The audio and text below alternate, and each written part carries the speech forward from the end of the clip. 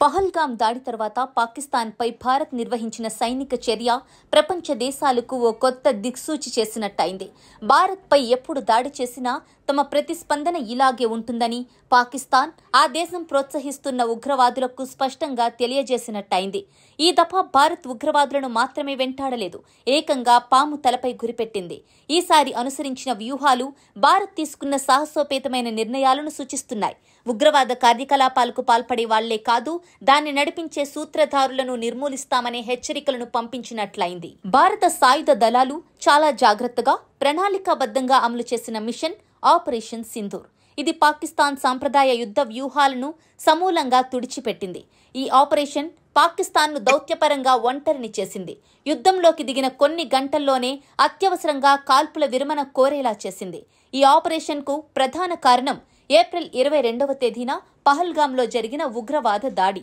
ఈ మారణహోమం తరువాత ప్రతీకార చర్యకు పూనుకుంది భారత్. ఈ నెల 9న పాకిస్తాన్ పాక్ ఆక్రమిత కాశ్మీర్లోని ఉగ్రవాద స్థావరాలపై భారీగా వైమానిక దాడులు సాగించింది.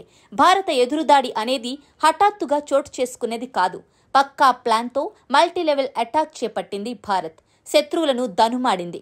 మే 10 తెల్లవారుజామున 11వ తేదీన పాకిస్తాన్ వైమానిక స్థావరాలపై ఖచ్చితమైన సమాచారంతో మెరుపు దాడి చేసింది భారత్. దీన్ని ప్రతీకార చర్యగా మాత్రమే భావించలేదు కేంద్రం. పాకిస్తాన్ వైమానిక యుద్ధ సామర్థ్యాన్ని వ్యూహాత్మకంగా విచ్ఛిన్నం చేయడం, దాని రక్షణ వ్యవస్థను నిర్వీర్యపరిచింది. రావల్పిండిలోని Noor Khan air base, general headquarters పాక్కు కీలకమైనవి. దీన్ని విజయవంతంగా ధ్వంసం చేయగలిగింది భారత వైమానిక దళం. ఇది పాక్ నడ్డి విరిచినట్టయింది. అలాగే పాకిస్తాన్ అణ్వాయుధాలకు గుండెకాయగా భావించే సర్గోదా ఎయిర్ వింగ్ ట్రైనింగ్ కేంద్రాన్ని భారత్ ధ్వంసం చేయడం పాకిస్తాన్ ఎయిర్ ఫోర్స్ ను దిక్కుతోచని స్థితిలో పడేసినట్టయింది. రఫీకి, మురిద్, సియాల్కోట్, స్కర్దు, జకోబాబాద్, సుక్కోర్, పస్రూర్, చునియన్, భోలారి వంటి F-16, JF-17 Thunders, మిరాస్, electronic warfare యూనిట్లను దెబ్బకొట్టడం ద్వారా వైమానికంగా తీవ్రంగా నష్టపోయింది పాకిస్తాన్. ఈ దాడులు స్క్వాడ్రన్లు, డ్రోన్ స్థావరాలు, రాడార్ నెట్వర్క్, యుద్ధానికి సిద్ధంగా ఉన్న ఎయిర్ క్రాఫ్ట్లను న్యూట్రలైజ్ చేయగలిగాయి.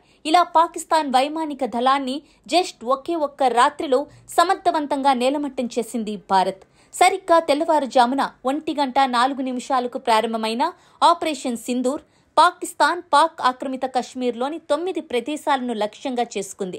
వీటిలో బహవల్పూర్ అత్యంత కీలకం. జైషే మహమ్మద్, లష్కరే తోయిబా ప్రధాన కార్యాలయాలుగా గుర్తింపు పొందిన మురిడ్కే ఈ దాడిలో నామరూపాలు లేకుండా పోయింది. ఈ చర్యతో 3 దశాబ్దాలుగా భారత గడ్డపై అత్యంత ఘోరమైన దాడులకు పాల్పడుతున్న ఉగ్రవాద గ్రూపుల వెన్ను విరిచినట్లయింది. ఉగ్రవాద క్యాంపులను భారత్ యాదృచ్ఛికంగా సెలెక్ట్ చేయలేదు. దీని వెనుక అత్యంత పగడ్బందీ ప్లాన్ ఉంది. 9 ప్రదేశాలలో ప్రతి ఒక్కటి ఉగ్రవాద మౌలిక సదుపాయాల్లో కీలకమైన పాయింట్లే. ఇవన్నీ కూడా సరిహద్దు చొరబాట్లు, భారత్లో దాడులు, అలజడులకు కారణమయ్యే శిక్షణా కేంద్రాలు. సియాల్కాట్ కోట్లీ సరిహద్దు చొరబాటు లాజిస్టిక్స్ కు కీలకమైనవి. భింబర్ ISI కోఆర్డినేషన్ కార్యకలాపాలకు ప్రధాన కేంద్రం. బహవల్పూర్, మురిడ్కే జైషే మహమ్మద్, లష్కరే తోయిబాలకు సంబంధించినంత వరకు సైద్ధాంతిక కార్యాచరణకు ప్రధాన కేంద్రాలు. 25 నిమిషాల పాటు జరిగిన ఈ దాడిలో అవన్నీ ధ్వంసం కావడం ఒకెత్తైతే, పాకిస్తాన్ టెర్రర్ ఎక్స్పర్ట్ యంత్రాంగం మొత్తాన్ని కూడా ఈ దాడులతో కోలుకోలేని విధంగా దెబ్బకొట్టడం మరో ఎత్తు. ఆకాష్ టీర్ భారత అమ్ముల పొదిలో గేమ్ చేంజర్ ఈ Akash missile. Real time targeting interception system ఇది. DRDO, BEL దీన్ని అభివృద్ధి చేశాయి. ఇస్రో లింక్ రూపొందించిన నావిక్ సిస్టమ్ శాటిలైట్ లింక్డ్ అనుసంధానమై ఉంటుంది. శత్రు శిబిరాలపై 100% ఖచ్చితత్వంతో దాడులు సాగించడానికి ఇది ఉపయోగపడింది. ఆపరేషన్ సింధూర్తో పాటు ఆకాష్ దేశ రక్షణ వ్యవస్థ, ఆయుధ సంపత్తిలో ఒక కీలక నిర్ణయాత్మక మలుపుగా చెప్పుకోవచ్చు. పూర్తి స్థాయిలో స్వదేశీ AI ఆధారిత టెక్నాలజీ, శాటిలైట్ బేస్డ్తో ఆయుధ సంపత్తిని సమకూర్చుకోవడమే కాకుండా శత్రు దేశంపై దీన్ని సమర్థవంతంగా ఉపయోగించింది కూడా.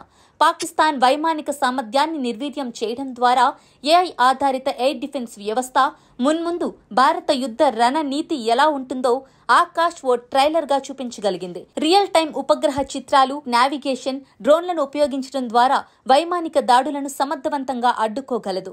నూర్ ఖాన్ వైమానిక స్థావరాన్ని ధ్వంసం చేయడం ద్వారా భారత్, పాకిస్తాన్ రాజధాని ఇస్లామాబాద్ కు అతి సమీపంలో దాడి చేసినట్టయింది.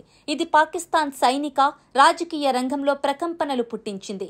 భారత్ దృష్టి నుంచి పాక్ ఎంతమాత్రమూ తప్పించుకోలేదనడానికి తాజా ఉదాహరణ గిల్గిట్, బల్టిస్తాన్ వంటి ఎత్తైన ప్రదేశంలో ఉన్న ఉగ్రవాద శిబిరాలను ధ్వంసం చేయడం. భారత నిఘా వ్యవస్థ ఎంత సమర్థవంతంగా ఉందో స్కర్దూపై బాంబు దాడి స్పష్టం చేసింది. ఇది సాధారణ వైమానిక దాడి కాదనడానికి ఇలాంటి ఉదాహరణలు ఎన్నో ఉన్నాయి. వాయుసేనతో దేశ ఇంటెలిజెన్స్, రా వంటి ఇతర సంస్థలు ఎంత పగడ్బందీగా తమ సమాచారాన్ని ఇచ్చిపుచ్చుకుంటున్నాయో తెలియజేశాయి. వ్యూహాత్మక, ప్రణాళికాబద్ధంగా సాగిన ఈ దాడులు ఆయా విభాగాల మధ్య ఉన్న కోఆర్డినేషన్ను, శక్తి సామర్థ్యాన్ని ప్రపంచానికి చాటి చెప్పాయి. ప్రతి లక్ష్యాన్ని ఛేదించడం అనేది యాదృచ్ఛికం ఎంతమాత్రం కాదని, అత్యంత పగడ్బందీ ప్రణాళికల ద్వారా మాత్రమే సాధ్యపడిందని స్పష్టం చేసింది. భారత్ చేసిన దాడులు పాకిస్తాన్ బెదిరింపుల డొల్లతనాన్ని కూడా బహిర్గతం చేశాయి. ఒకదాని తర్వాత ఒకటి స్థావరాలు మంటల్లో చిక్కుకుంటుండగా పాకిస్తాన్ కూసాలు కదిలిపోయినట్టయింది. కాల్పుల విరమణ కోసం పాకిస్తాన్ డీజీఎంఓను అభ్యర్థించేలా చేసింది. Army chief general Asim Munir ఈ దాడికి ఫుల్ స్టాప్ పెట్టడానికి అమెరికా, సౌదీ అరేబియా, చైనాలను మధ్యవర్తిగా చేర్చుకోవడానికి విఫలయత్నం చేశారు.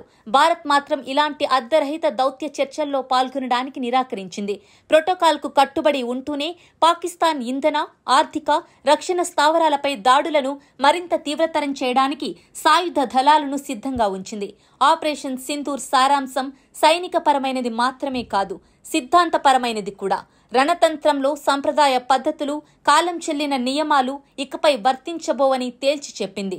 ఈ రంగంలో భారత్ ఒక బెంచ్ మార్క్ ను క్రియేట్ చేసింది. కాల్పుల విరమణ జరిగినా జరగకపోయినా సింధు జల ఒప్పందం తాత్కాలికంగా నిలిపివేసిందని భారత్ స్పష్టం చేసింది. పహల్గాం ఉగ్రవాద దాడికి ప్రతీకారంగా తీసుకున్న నిర్ణయాల్లో ఏ ఒక్కదాన్ని కూడా వెనక్కి తీసుకునే ప్రసక్తే లేదని స్పష్టం చేసింది. ఈ యుద్ధం ద్వారా పాకిస్తాన్ అవమానాల బారిన పడింది. దాని వ్యూహాత్మక కొరత బయటపడింది. జిహాదీ గ్రూపులపై ఆధారపడిందనేది స్పష్టమైంది.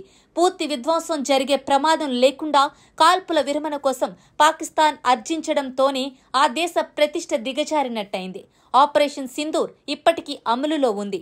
పాకిస్తాన్ కవ్వింపు చర్యలకు పాల్పడితే తాము తిప్పికొడతామని త్రివిధ దళాలు ఇప్పటికే స్పష్టం చేయడం దీనికి నిదర్శనంగా చెప్పుకోవచ్చు.